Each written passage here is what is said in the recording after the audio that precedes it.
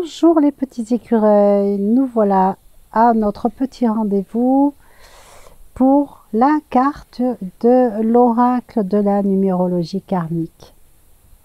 Alors voyons voir quelle est la carte du jour qui va nous être proposée. Contente d'être à nouveau à l'extérieur.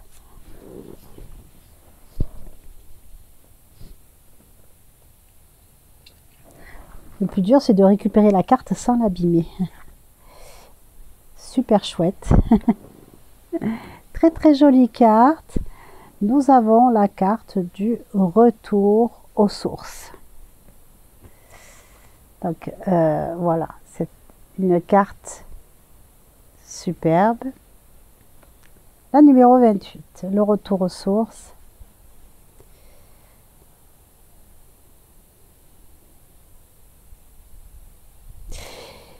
On a plusieurs significations possibles sur ce retour aux sources, sachant qu'on est sur un jeu qui est d'ordre général et non pas forcément ciblé sur des événements actuels. Voilà, c'est pareil, si vous voyez cette vidéo, c'est que quelque part, il y a dans le message qui est véhiculé par cette carte quelque chose qui vous concerne.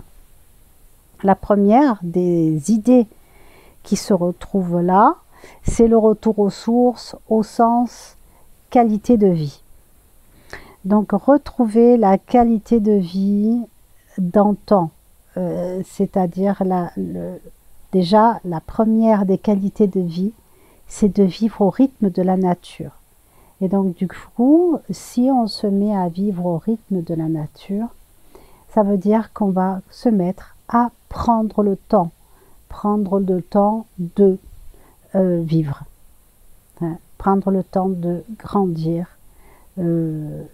attendre que ne pas être dans l'expectative d'un produit qui doit arriver de suite et maintenant, hein, pour que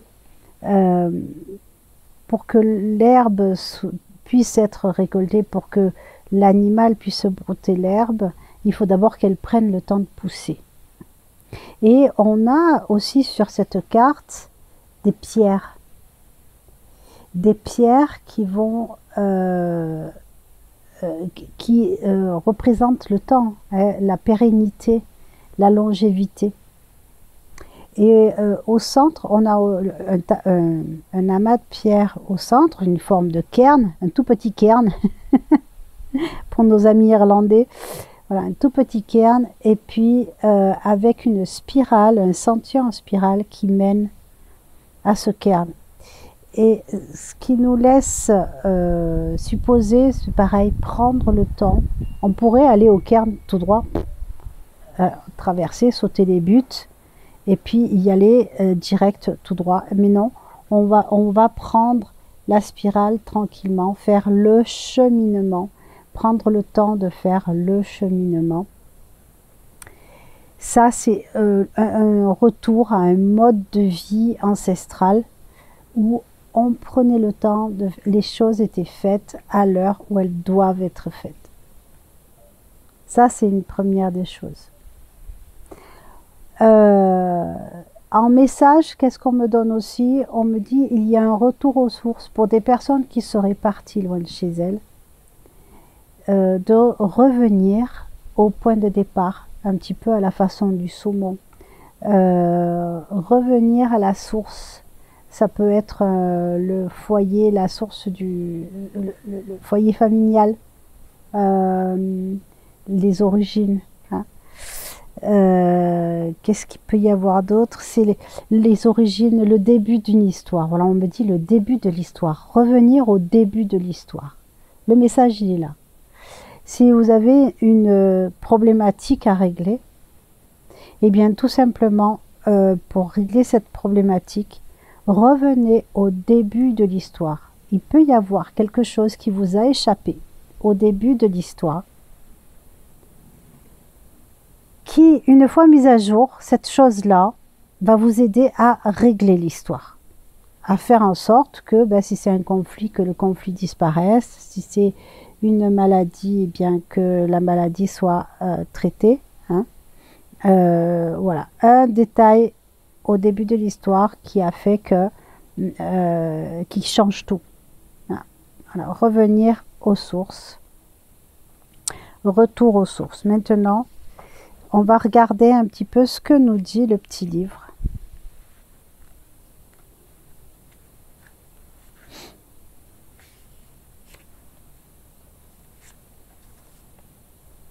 Donc la symbolique, on a un lever de soleil qui pointe entre deux sommets. Je vous remonte la carte, comme ça on le voit bien, à ce soleil orange.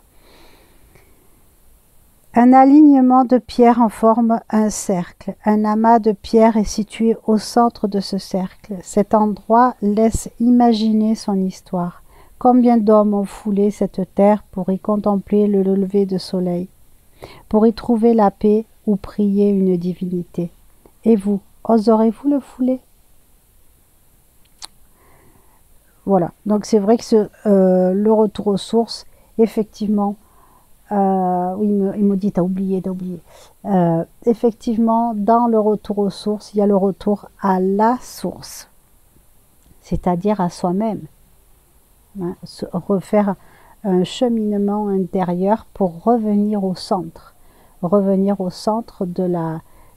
soi-même, en son propre centre, revenir au centre d'une situation.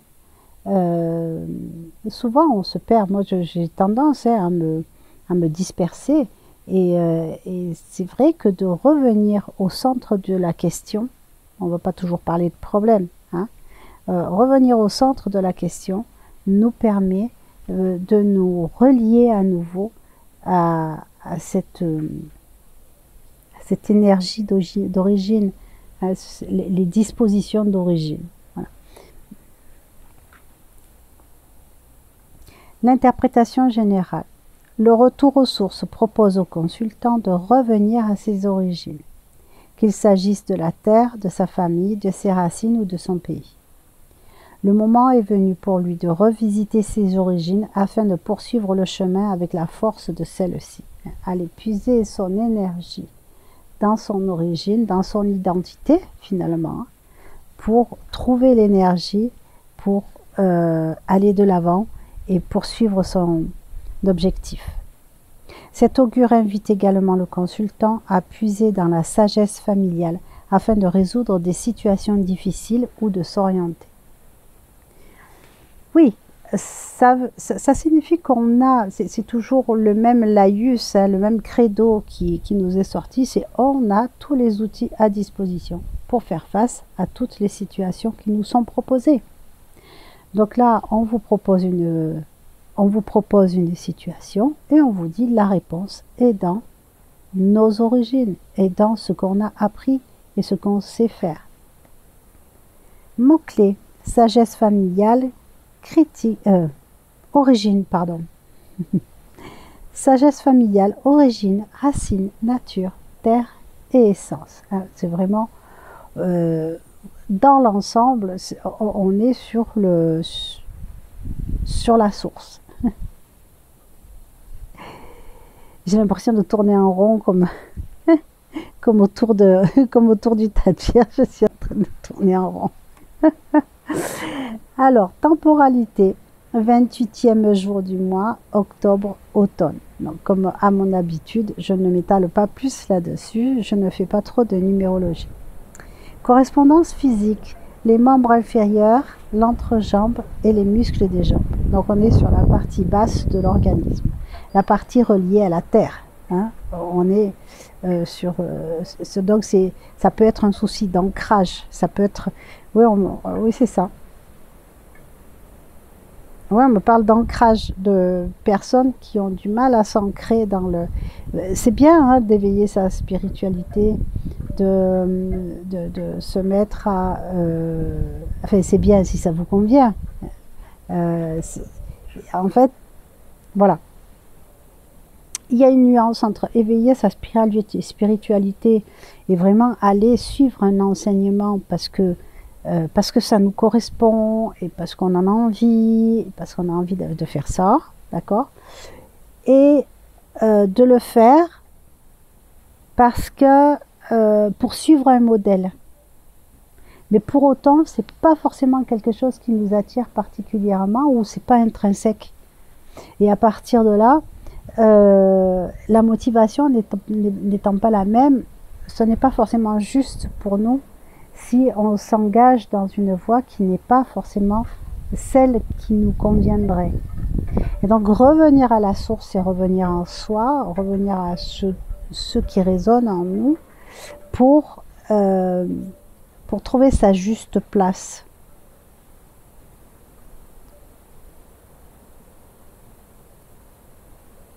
Trouver sa juste place et s'ancrer, du coup s'ancrer avec s'ancrer pour rejoindre quelque part une tradition familiale, mais non pas rejoindre la tradition familiale pour rejoindre la tradition familiale, mais rejoindre la tradition familiale parce que celle-ci résonne en nous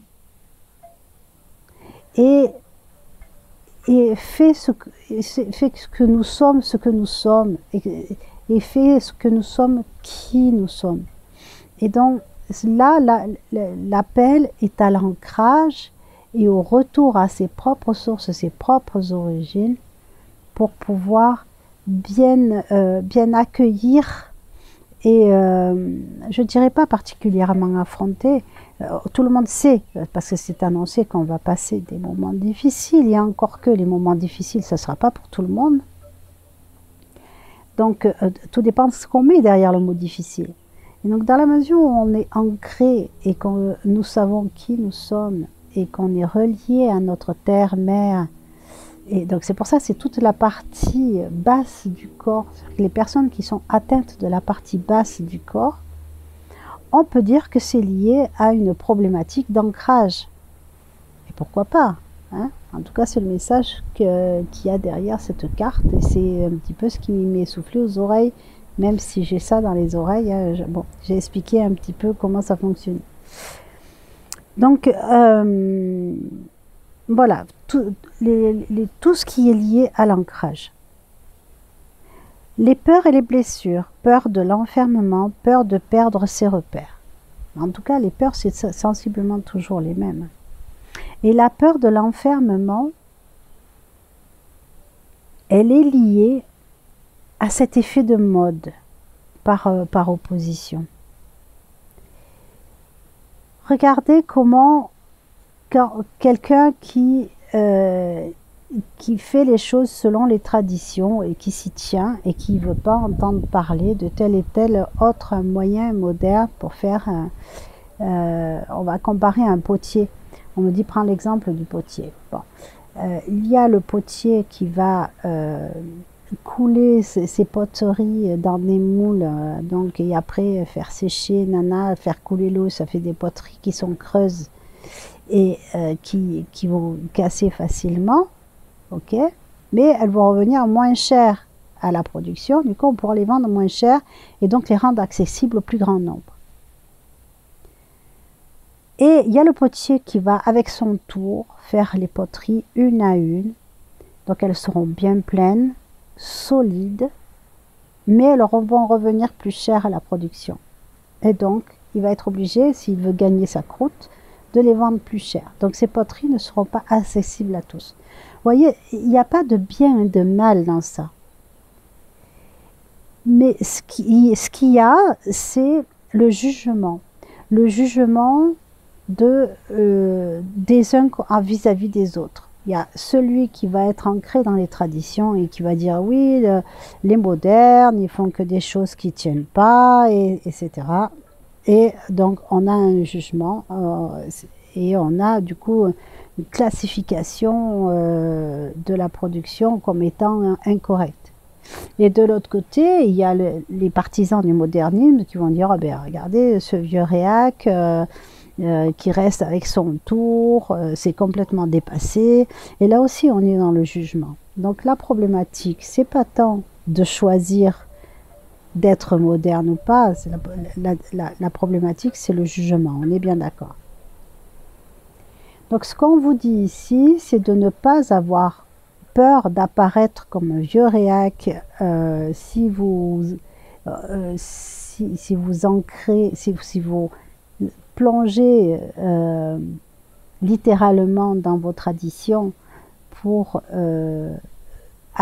les adopter, pour à nouveau revenir à cette source familiale, cette source d'énergie et d'identité qui est cette énergie.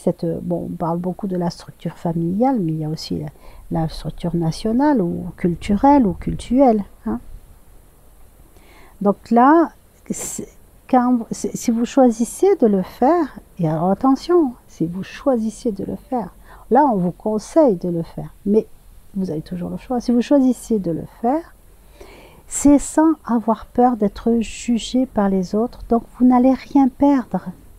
Vous n'allez pas perdre vos amis parce que vous décidez de rouler en vélo classique au lieu de prendre un vélo électrique. Hein, si vous dites, mais ces vélos électriques, les batteries, elles sont faites dans tel pays où on fait travailler les enfants, et puis on pollue la planète parce qu'il y a de l'acide et nanana pour produire les batteries, donc vous choisissez de rouler sur un vélo normal qui n'utilise pas de batterie, c'est votre choix. Alors oui, peut-être que pour monter la côte, vous allez la monter moins vite que celui qui a la batterie électrique. C'est votre choix.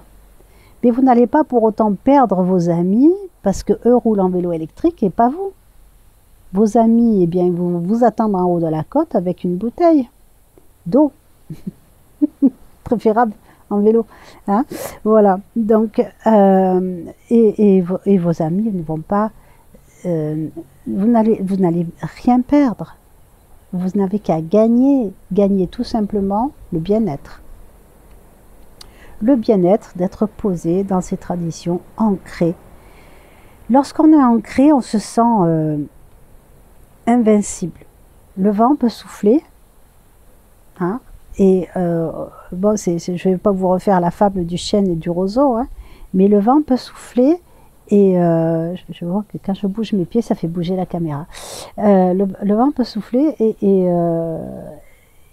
quand on est ancré, eh bien, on a simplement le plaisir d'avoir les cheveux qui volent et de sentir l'air dans les cheveux. On n'est pas inquiet, on n'a pas peur de tomber parce qu'on est ancré.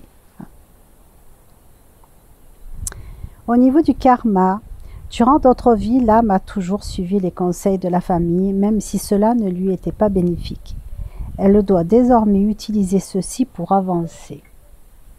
Là, on va mettre une nuance entre revenir aux sources pour utiliser ce qu'on a appris dans le passé, utiliser ce que la tradition nous apporte pour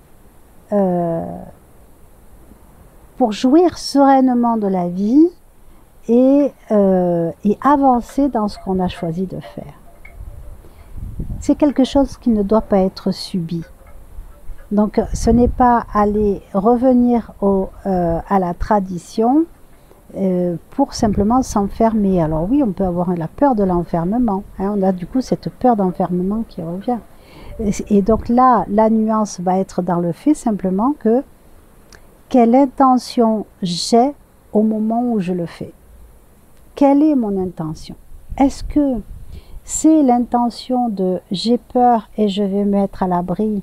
Au moins les traditions, elles ont fixé une posture pour chaque situation.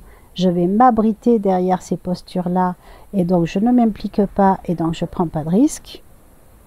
Hein? Et si on ne prend pas de risque, eh bien, est-ce qu'on va pouvoir pour autant arriver à réaliser nos souhaits? Hein? Pour faire quelque chose qu'on a, pour avoir quelque chose qu'on n'a jamais eu, il faut commencer par faire des choses qu'on n'a jamais faites. Hein? Je ne sais plus qui est l'auteur de cette pensée-là. Je dirais la pensée, c'est même pas le texte exact, mais dans l'idée, vous voyez ce que je veux dire. Donc là, on revient à la source, on revient aux origines, non pas pour s'y enfermer dedans, mais pour utiliser les apprentissages qui sont liés pour avancer. Voilà. Oh, je suis contente, j'ai bien réussi à sortir l'idée. Depuis tout à l'heure, je galère pour essayer de sortir l'idée de base. Donc, au niveau du transgénérationnel, la famille a à cœur de transmettre à la descendance, qu'il s'agisse de savoir ou de savoir-faire. On est bien dans l'idée de utiliser les apprentissages du passé pour avancer dans notre propre vie, dans notre propre projet et pourquoi pas dans la modernité. Hein. On reprend l'exemple du potier où on peut dire bon, c'est bien beau, ce système de production intensive, c'est super, mais ça serait bien que ce système de production respecte le travail de la terre tel que c'est fait quand on a le potier avec son tour. Donc, il suffit de se creuser la tête pour trouver le système de production intensif qui va respecter la contrainte, par exemple, d'utiliser la terre pleine et non pas l'argile diluée. Voilà. C'est qu'un exemple. Hein. Donc, du coup, on va utiliser les apprentissages du passé pour faire avancer le modernisme. Et c'est là que c'est génial, hein, au niveau du transgénérationnel. Les mots-clés, la clé, ne faire qu'un avec l'univers et tout ce qui nous entoure. Donc, ne faire qu'un avec l'univers et tout ce qui nous entoure, c'est tout simplement être ancré dans la matière, ici et maintenant, avoir conscience de ce qui est subtil, mais rester ancré, ne pas oublier que nous sommes dans la matière. Invitation de l'augure, retrouve tes racines pour fonder ton unité.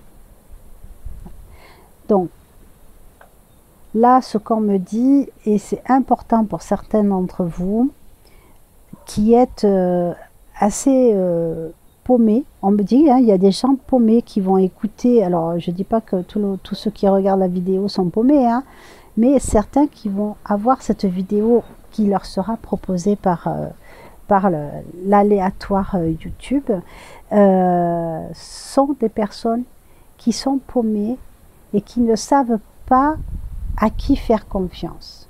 Alors, je parle lentement parce que je ressens au fur et à mesure. Donc, on a affaire à des personnes qui sont entourées qui ont un environnement très prenant, où chacun a son son de cloche, il y a plusieurs choix possibles. Et on analyse bien que les conseils donnés par les uns et les autres sont pour la plupart des conseils intéressés, donc on ne sait pas lequel écouter. Et du coup, on se met à douter. C'est-à-dire que quand quelqu'un donne un avis, le premier réflexe qu'on va avoir, c'est de se demander qu'est-ce qu'attend l'autre. En quoi le conseil qu'elle donne va lui apporter quelque chose. Donc, on va, au lieu de s'occuper de son propre problème, on va aller se demander qu'est-ce qui peut inspirer la personne qui donne conseil et en quoi ça l'arrange de nous donner ce conseil-là. Mais on n'en a rien à faire de ce que ça lui apporte de donner le conseil. Sachez que l'univers, il utilise tous les moyens à sa disposition pour vous orienter, pour vous aider. Et là, le mot d'ordre, il est de se recentrer sur soi, sur son passé, sur son environnement familial, sur sa tradition, sur les choses finalement dans lesquelles censément on est à l'aise. Parce que qu'est-ce qu'on connaît mieux que l'environnement dans lequel on a été élevé? Et ça, c'est peu importe où on a été élevé. C'est-à-dire que c'est valable aussi pour les personnes qui ont été placées en famille d'accueil ou les personnes qui ont été dans des foyers. Parce que leur point d'origine et leur apprentissage d'origine, c'est l'endroit où ils ont grandi. Donc, dans la situation de l'endroit où vous posez-vous la question, je suis enfant et j'ai ça qui m'est proposé alors que je suis enfant dans telle situation. qu'est-ce que l'enfant que j'étais aurait fait? Ça veut dire qu'on revient aux sources. On revient à notre enfance, on revient à une période avant tous ces questionnements avec les inquiétudes et les peurs que l'âge adulte nous a amenés, et notamment au niveau de l'insécurité. Donc, pour trouver son positionnement, revenez en arrière, revenez à vos origines, mais les vôtres, oui, il y a souvent l'aspect familial, hein, mais voilà, si on me parle de personnes qui n'ont pas grandi dans leur cellule, dans leur structure familiale, c'est parce que il fallait éclaircir ce point-là. Hein. Donc, quand on parle d'origine, ce sont vos origines qui vous ressemblent. Hein. On ne parle pas des origines de quelqu'un, par exemple un enfant qui est d'origine asiatique et qui a été élevé dans un orphelinat en France. Les origines asiatiques, la culture asiatique, il n'en sait rien ce gamin, il a grandi en France, vous voyez un petit peu. Donc il ne sert à rien d'aller voir ses origines dans son pays d'origine, puisqu'il a grandi en France. Donc tout son moi, toute la construction de son individu s'est faite avec un milieu culturel qui était le sien au moment où il a été élevé, enfin là où il a grandi, dans l'environnement dans lequel il a grandi, que ce soit un environnement familial ou pas. Hein, voilà. Après, là, je rappelle, on me souffle des cas particuliers, donc ça devait être général. Je dis ça, je dis rien, hein, mais si on me le dit, c'est parce qu'il y a quelqu'un à qui ça va servir. Encore faut-il qu'il ait écouté la vidéo jusqu'à la 26e minute. Voilà, parce que là, elle commence à être longue, la vidéo. Voilà. Donc, ok, on me dit c'est bon. Alors, le retour aux sources, hein, moi je dirais reprendre l'histoire au point d'origine, au point de départ. Ça résume un peu tout. Et voilà, que ce soit la petite histoire d'une rencontre avec quelqu'un ou tout simplement sa propre histoire depuis qu'on est né. Voilà. Eh bien, je vous souhaite une excellente fin de journée et je vous dis à très bientôt. Au revoir.